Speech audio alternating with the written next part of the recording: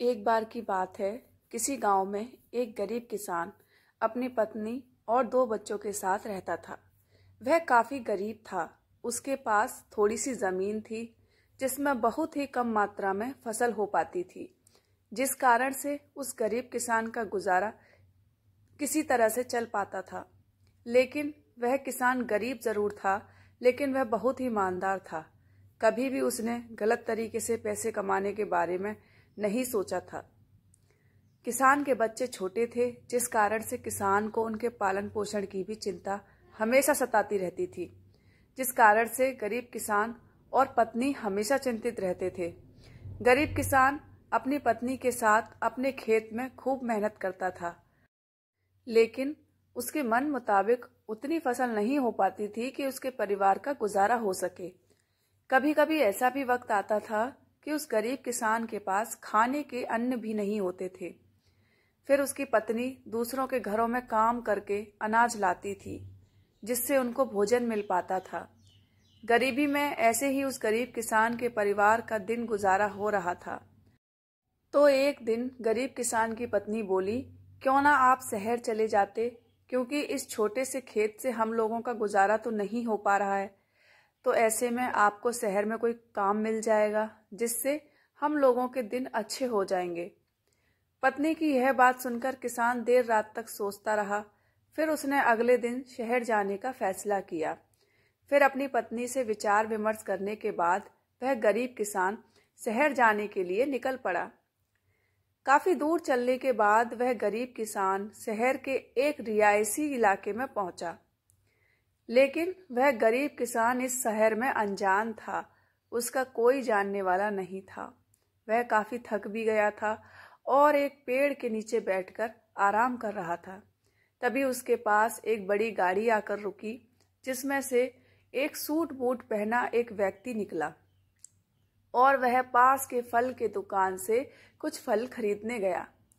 फिर वह suit boot वाला व्यक्ति अपने हाथ में पर्स और फल का थैला लेकर फिर से गाड़ी में बैठने गया कि अचानक से उस व्यक्ति का पर्स जमीन पर गिर गया, जिसमें काफी पैसे और ढेर सारे कागजात थे, जो कि बहुत कीमती थे।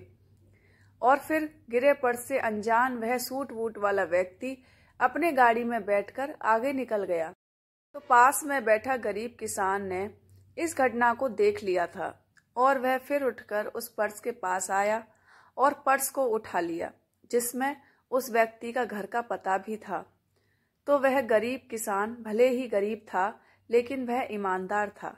उसने उस पर्स को वापस करने के लिए विचार किया।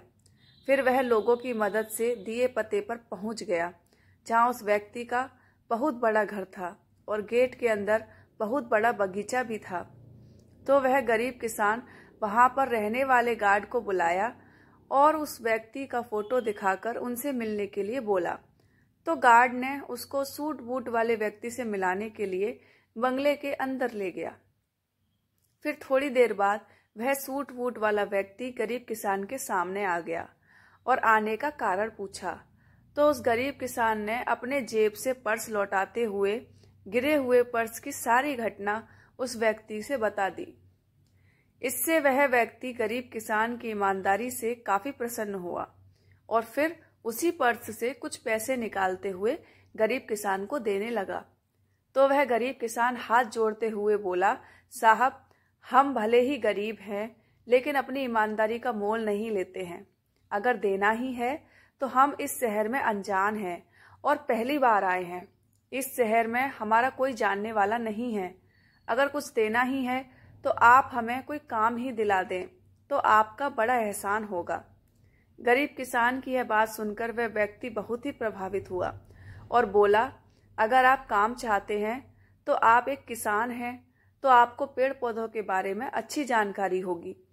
तो चाहो तो आप हमारे इस बगीचे के लिए माली के रूप में काम कर सकते हो, जहां पर आपको अच्छी पगार के साथ साथ यहीं रहने के लिए कमरा और खाना भी मिल जाएगा। अगर आप चाहो तो यहाँ काम कर सकते हो।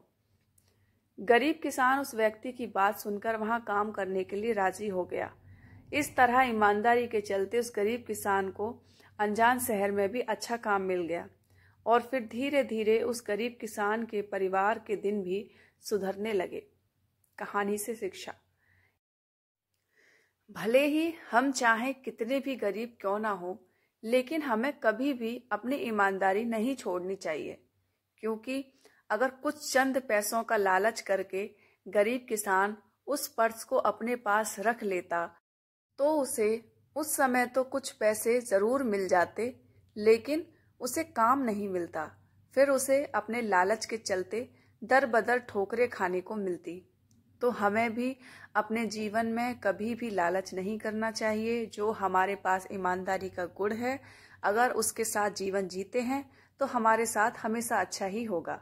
इसी सोच के साथ अपने जीवन में आगे बढ़ना चाहिए, तभी एक सुखपूर्वक शांति का जीवन जी सकते हैं।